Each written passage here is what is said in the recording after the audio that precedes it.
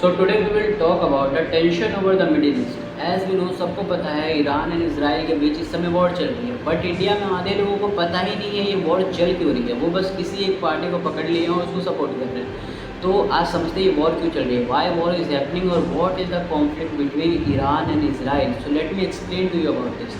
तो होता क्या है, ये वॉर ईरान और इसराइल के बीच में चल रही है न्यूक्लियर वेपन्स को लेके।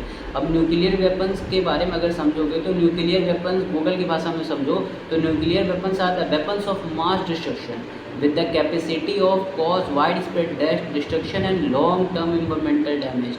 मतलब ये समझो तबाही और सिर्फ तबाही।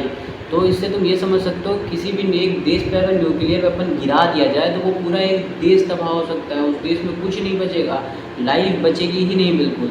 तो इतना खतरनाक होता है न्यूक्लियर वेपन। सो अब होता ये है कि इसराइल को ये पसंद नहीं आता कि ईरान न्यूक्लियर वेपन्स बनाए, उसको लगता है कि ये न्यूक्लियर वेपन्स का गलत यूज़ करेगा।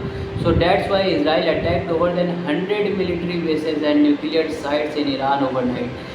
एंड उसमें बहुत सारे military officials and generals and scientist की डेथ हो जाती है। And this way the war started. अब दोनों देश के सपोर्ट में अलग अलग देश भी उतर चुके हैं, जैसे कि यूएसए, रशिया, चाइना।